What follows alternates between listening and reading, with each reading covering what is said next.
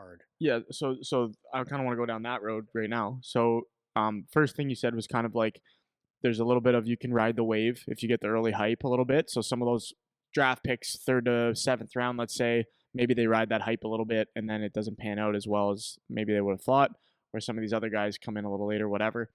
Then there's scouts can just be wrong, like that's a factor.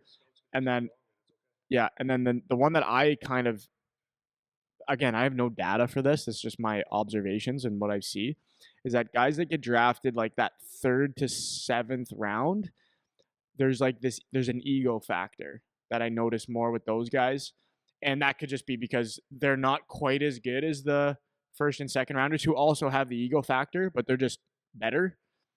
Those third to seventh guys, it's like I feel like they can just get outworked, you know?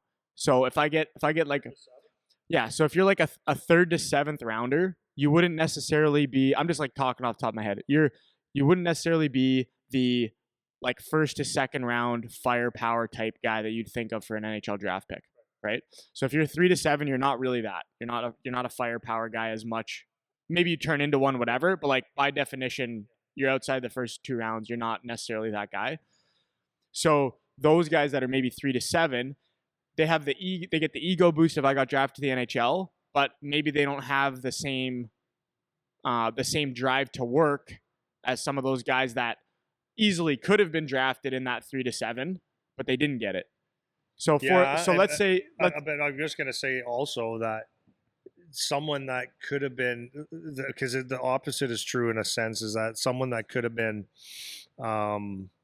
maybe he goes in the third or fourth round and he went there because he's got all the skill and stuff, and he's got enough that is going to get him drafted no matter what.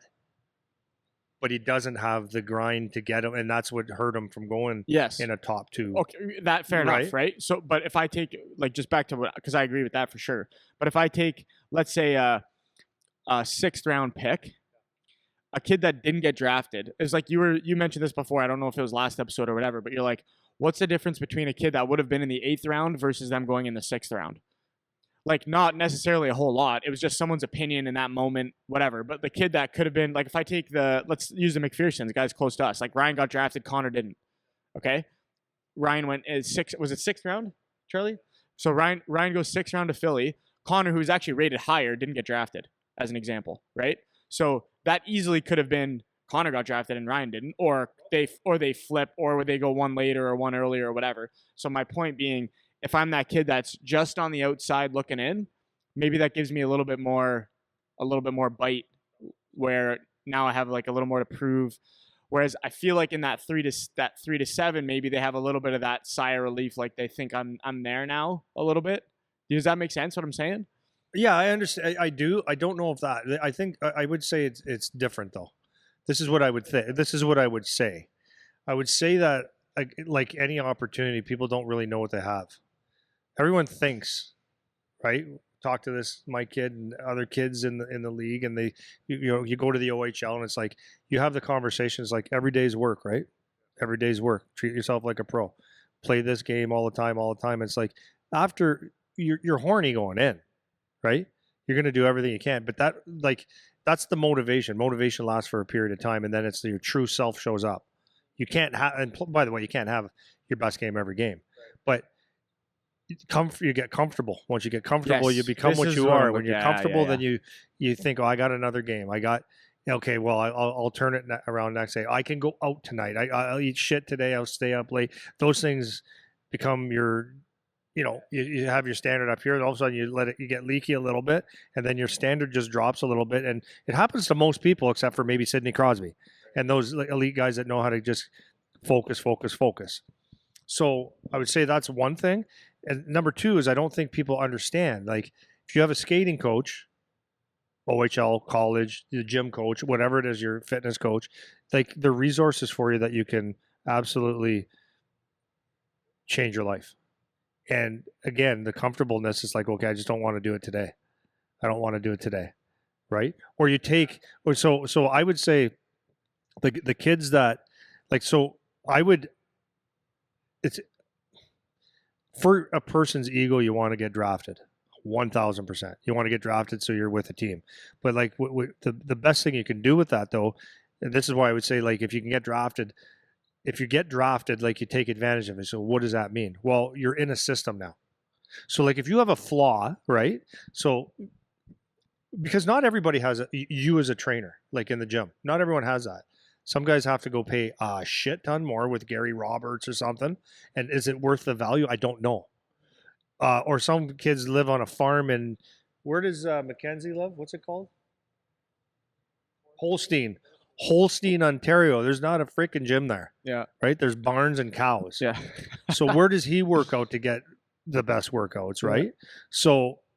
So maybe, and he's jacked, by the way, but so maybe a kid like that, or doesn't have a good workout program, or parents can't afford it. All these different factors go into it, and they get into the Tampa Bay Lightning now, and all of a sudden they have a strength coach that could actually work with them, and you're on the phone with them, and he tells you how to eat, what to eat. Maybe they even take the time to send up to have you work with somebody, or they set you up. Now you're connected. So my point to that is, like, everyone has that opportunity, but how many people actually use it? Do you know what I mean?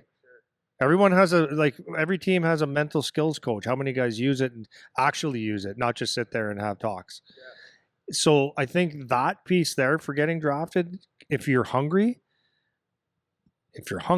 and you take advantage of, this is what you need to work on, and you have that goal, you're in that system. And they say, we need you to play this way, do this. If you do it, then you have a great chance of signing. Then you have a great chance of being one of their guys, being a team guy, then you can move up. And if you don't, so I think the guys that aren't in the system, they continue to do their work, right? If they're not drafted, they continue to work, and obviously it's not everybody. It's the guy that Logan Morrison, that after 5 years of junior, goes, why the hell after 100 points and 100 points and 100 points will no one sign me or get drafted? That takes some resilience. That's humble pie, man. That's hard. When you're one of the best guys in the league and you can't get drafted, and you're looking down the chain, but it puts a little fire in your belly, right? Or it breaks you. Yes, or it breaks you. For sure. But you basically you perfectly synthesized actually what I was thinking with the comfortability thing. I think that's what I'm saying is, like, and obviously this is totally generalizing, doesn't apply to everyone, exceptions all over the place. But I think that's what I'm saying is that there's a comfortability factor that could be there with some of these guys, which is why this stat would be a thing, where it's like the third biggest percentage is undrafted players, and one contributing factor could be that some of these guys that get drafted, they get that little bit of comfortability, and maybe they just get a little bit outworked, right?